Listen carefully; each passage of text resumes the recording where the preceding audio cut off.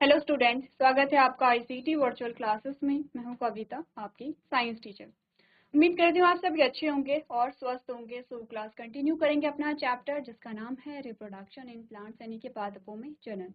पादपों में जनन ऑलमोस्ट हम कवर कर चुके हैं, कुछ एक आधी हमारे टॉपिक रह जाते हैं। उससे पहले हमने अभी तक जो भी चीजें समझी थी वो यहाँ पर डायग्रामेटिक वे में समझी थी। आज हम थ्योरेटिकल पोर्शन कवर करेंगे, यानी कि जो भी चीजें हमने समझी हैं अब आप उसके नोट्स को यहाँ पर नोट्स करेंगे। तो अभी आपने डायग्राम बनाए होंगे, अब आप नोट्स बनाते रहेंगे उनके कि आपको अगर कोई डेफिनेशन है तो कैसे आप बताएंगे, कोई प्रोसेस हो रही है तो आप सीक्वेंस वाइज कैसे दिखा रहे हैं। इन सारी चीज़ों के बारे में आज डिस्कस करेंगे।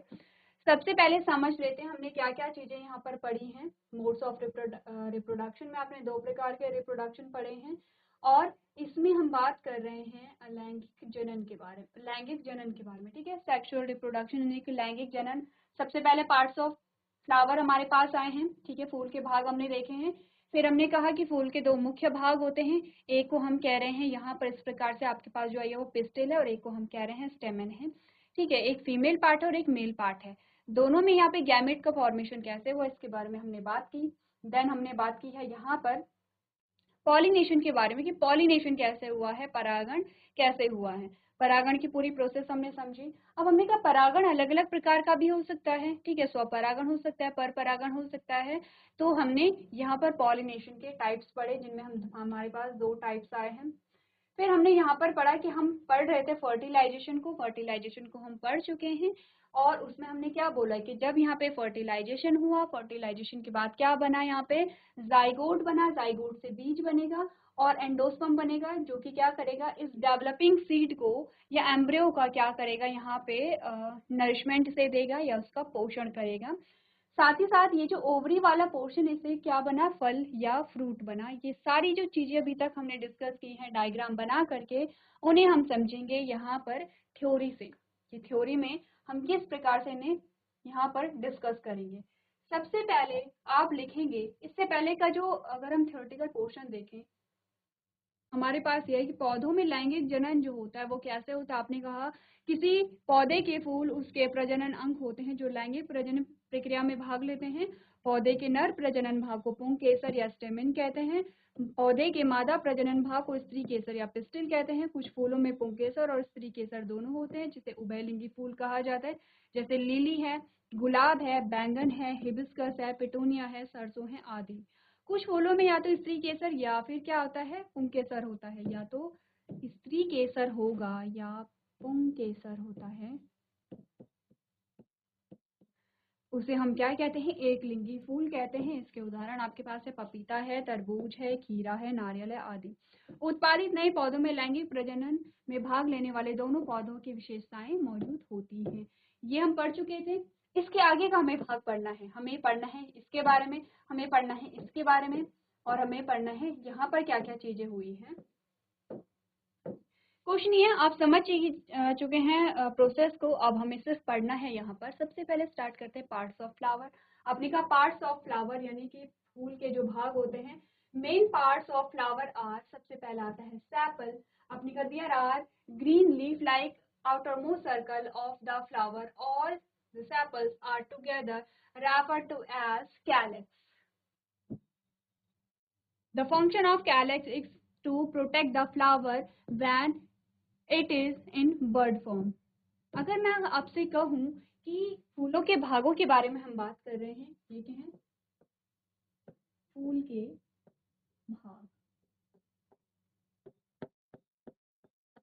फूल के भाग। फूल के भाग में सबसे पहला भाग जो हमारे पास आता है जिसे आप सेपल या बाह्य दल कह रहे हैं। तो बाह्य दल हम सिर्फ एक दल को कह रहे हैं। बाह्य दल जैसे कि हमने कहा था कि ये क्या है, यहाँ पर इस प्रकार से हमने कहा पिस्टिल होगी, यहाँ पर स्टेमेन होंगे और ये हमारे क्या आते हैं, बाह्य दल आते हैं। तो अगर हम सिर्फ एक बाह्य दल की बात करें तब हम उसे बाह्य दल कहते हैं, ये हम उसे सेपल कह रहे हैं। अगर पूरा हमारे पास ग्रुप है तो आपने कहा कैलेक्स कहेंगे या बाह्य दल पुंज कहेंगे। तो कैसे लिखेंगे, हमने कहा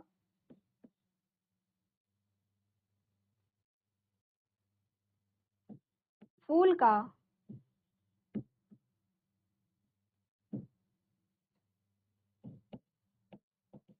बाहरी हरा भाग क्या कहलाता है?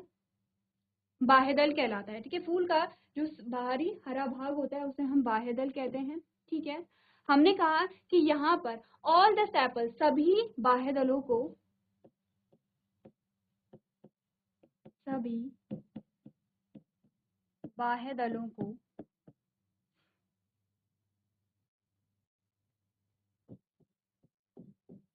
सामूहिक रूप से क्या कहते हैं?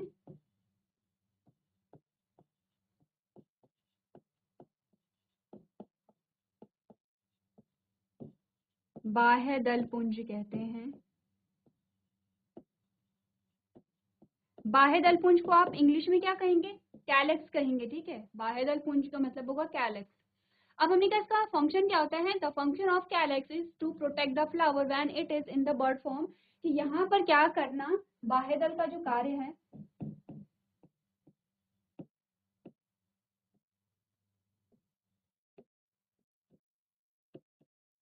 वो क्या है? फूल की सुरक्षा।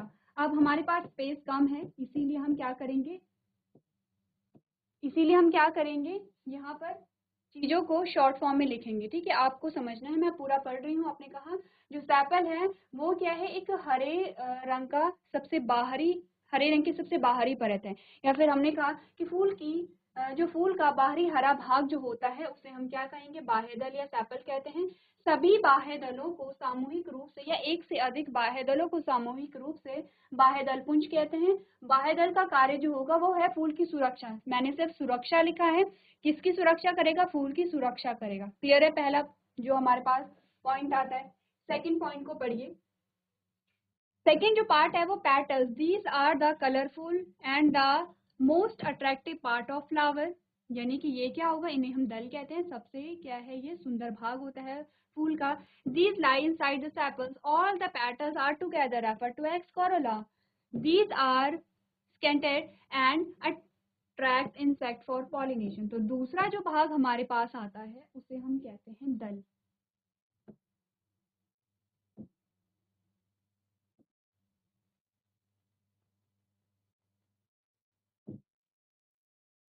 दल या पेटल क्या है? फूल का सबसे सुंदर भाग है।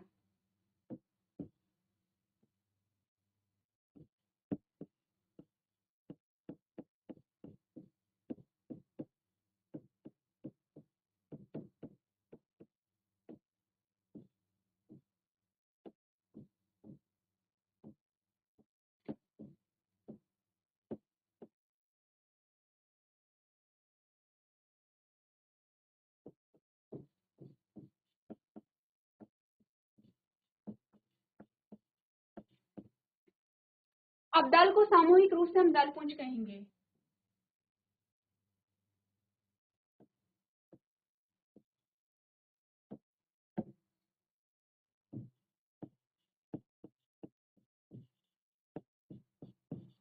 दलों का जो समूह होता है उसे हम क्या कहेंगे? दल पुंज कहेंगे। मैं आपसे बार बार कह रही हूँ, हमारे पास स्पेस कम है इसलिए हम पूरी जो यहाँ पे लैंग्वेज है उसे पूरा नहीं लिख पाएंगे। मैं आपको पढ़ करके पूरा बता रही हूँ। हम उसे क्या कहेंगे? दलपुंज कहते हैं। अब इसके बाद हमने कहा कि ये क्या करते हैं? ये इससे इनसे सुगंध निकलती है और ये क्या करते हैं? यहाँ पर कीटों को आकर्षित करते हैं। इनका जो कार्य हम लिखते हैं, कार्य क्या होते हैं इनके? कीटों को आकर्षित करना।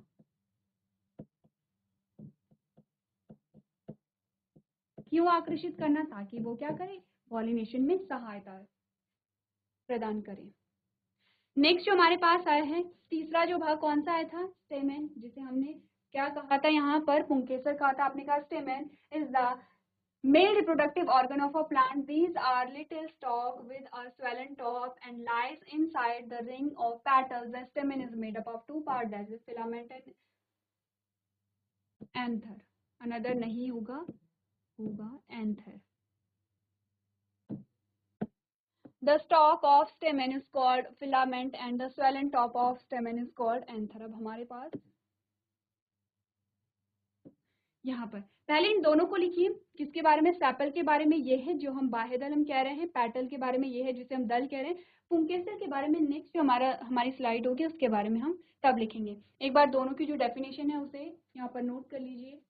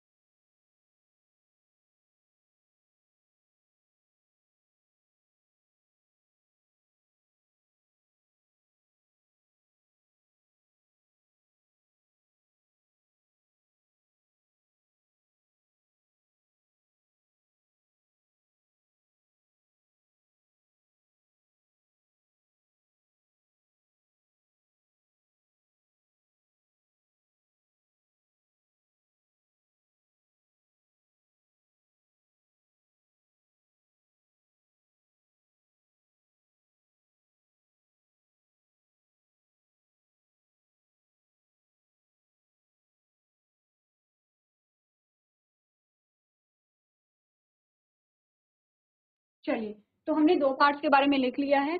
हम बात करेंगे ये जो पोर्शन है आगे लिख रहे हैं यहाँ पर हमारे पास आता है स्टेमेन। जो हमारे पास थर्ड पार्ट आता है वो है स्टेमेन या पुंकेसर। अब पढ़िए कि पुंकेसर के बारे में आपको क्या चीजें बताई गई हैं।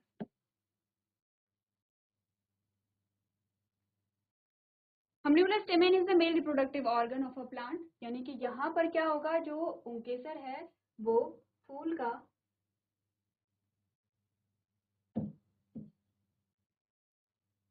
पुंकेसर फूल का नर भाग है। इतनी बात क्लियर है? ठीक है। दूसरी स्टेटमेंट हमारे पास आई है, there are the little stalk with a swollen top and lie inside the ring of a petal. The stamen is made up of two parts, filament and anther. ठीक है, हमने कहा the stalk of the stamen is called filament and swollen part of the stamen is called anther. Same वही चीजें जो हमने पढ़ी है। हमने कहा पुंकेसर के दो भाग होते हैं। ठीक है, पुंकेसर के दो भाग होते हैं।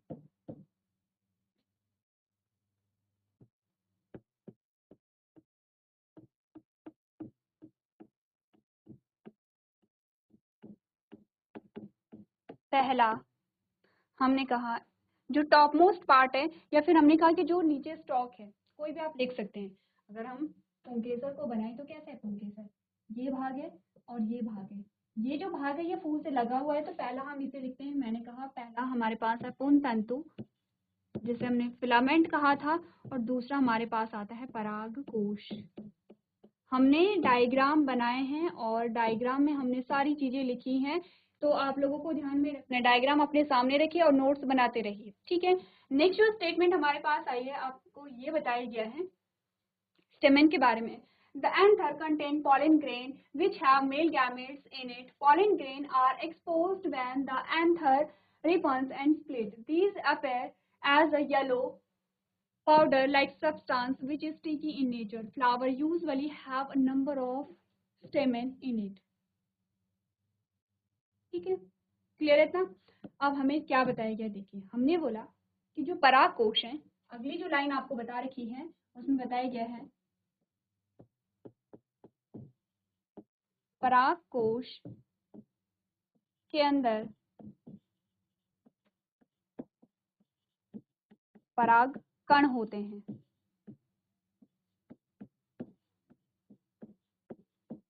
तथा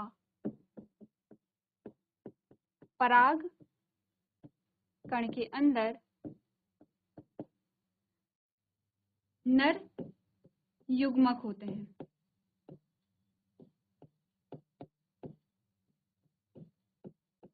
ठीक है, अगली लाइन आपको क्या बोली गई है कि यहाँ पर आपने कहा pollen grain are exposed when the anther ripeness plate, कि जब यहाँ पर क्या होता है, जो परागकोश पक जाता है उसके बाद ही जो परागकण है वो बाहर निकलते हैं।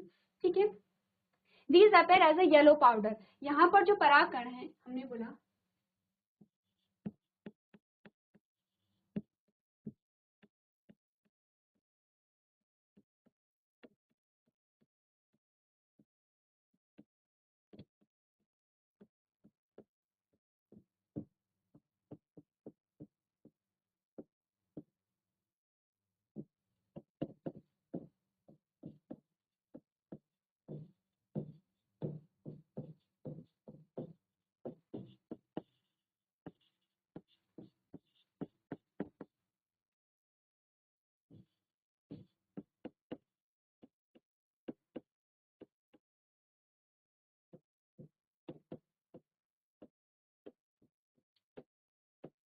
ठीक है, पढ़ते रहिए, जैसे जैसे पढ़ेंगे आपको समझ आ जाएगा।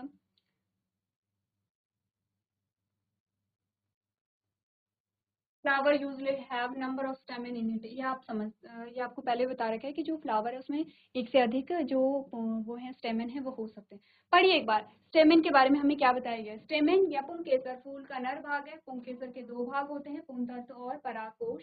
परागकोश के अंदर परागकण होते हैं तथा परागकण के अंदर नर युग्मक होते हैं। परागकोश के परिपक्व होने पर परागकण बाहर निकलते हैं, जो पीले रंग की चिपचिपी संरचना होती है। किसके बारे में बताया गया है, अगर हम बोलें तो किसके बारे में बताया गया, एक बार देखिए।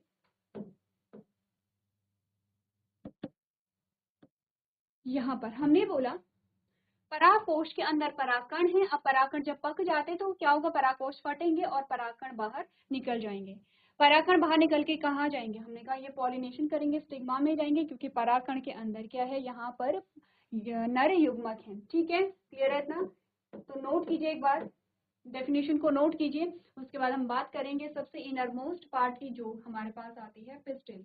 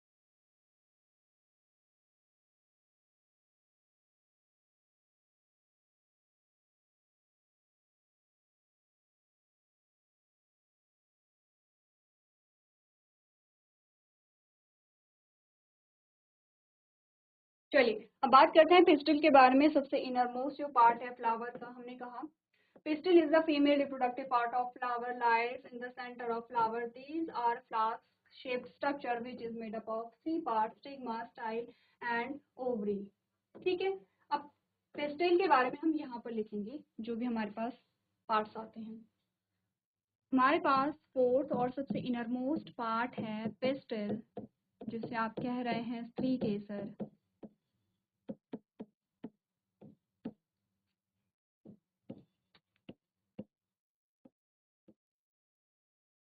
इस तरीके से क्या फूल का मादा भाग है।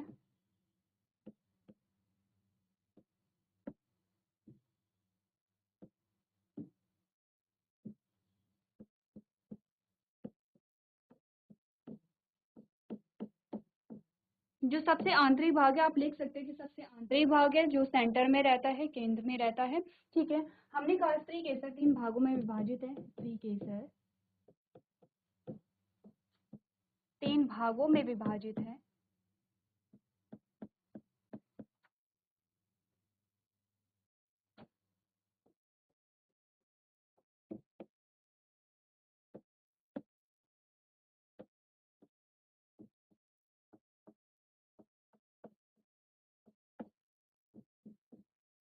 कौन से हैं वो 3 भाग?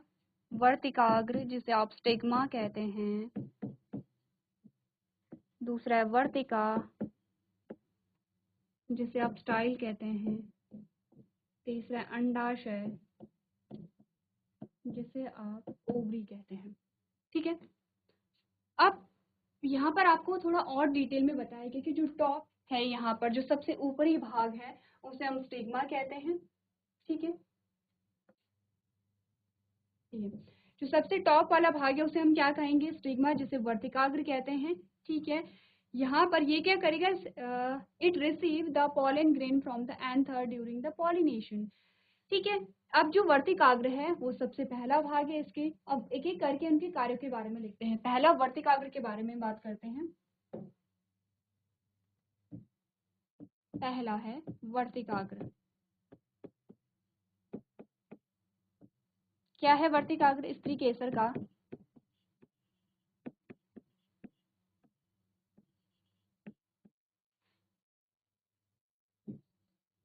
ऊपरी भाग,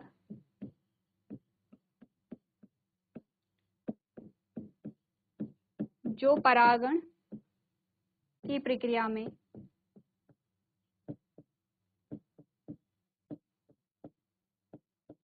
सम्मिलित है।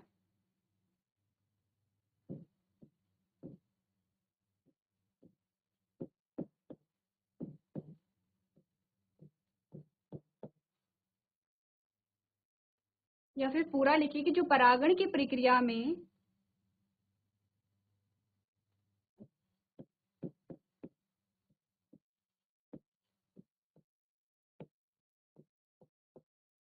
परागकण को ग्रहण करता है। ठीक है, दूसरा आता है मिडिल पार्ट। मिडिल पार्ट यानी कि जो बीच का भाग है, जिसे हम वर्तिका कह रहे हैं। वर्तिका, जो कि क्या कहते हैं?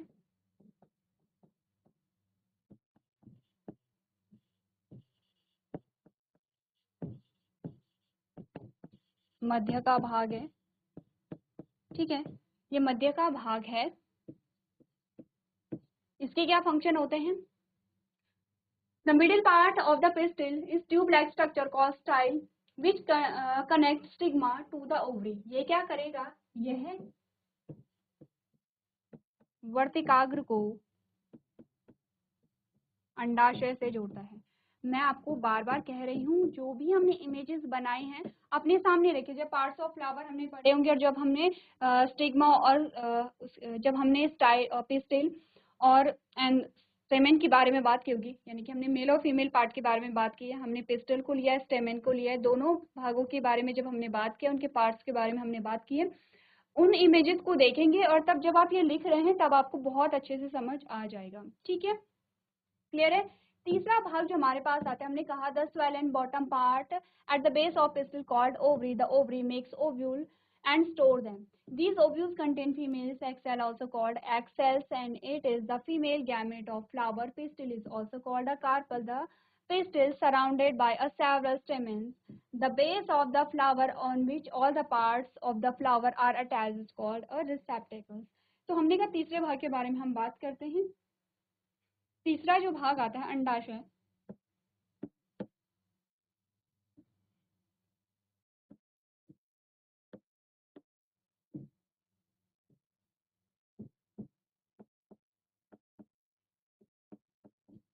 तीसरा भाग आता है अंडाशय। ठीक है, अब ये जो अंडाशय है, हमने कहा यहाँ पर क्या आता है? अंडाशय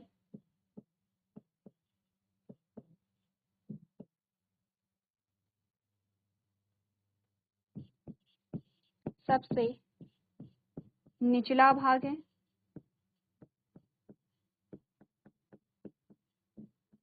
जिसमें मादा युग्मक या इसे आप अंड कोशिका भी कहते हैं या अंड कोशिका बनती है या पाई जाती है। ठीक है, क्लियर है। इस अंड कोशिका को हम क्या कहते हैं? फीमेल गैमेट कह रहे हैं। अब आपको ये बोला गया कि पिस्टिल, अगर बहुत सारे पिस्टिल हैं तो उन्हें हम कार्पल भी कहते हैं। ठीक है, और इसी के साथ साथ आपको बोला गया कि जो फूल के जो सारे पार्ट जिस पर अटैच्ड होते हैं उसे हम रिसेप्टेकल्स कहते हैं। तो यहाँ पर आप देखिए पिस्टिल के बारे में, पिस्टिल के भागों के बारे में कैसे आप नोट्स बनाएंगे, एक बार आप लोग नोट कर लेंगे।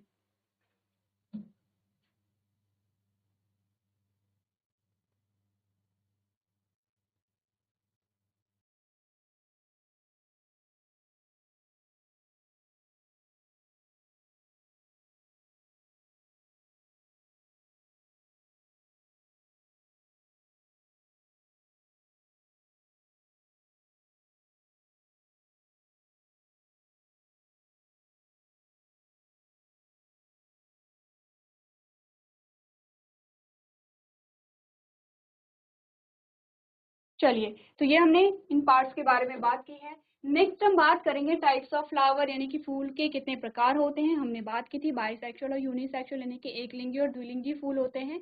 इसके बारे में हम नेक्स्ट लेक्चर में कंटिन्यू करेंगे। तो अभी तक क्लास में बने रहने के लिए आपका धन्यवाद।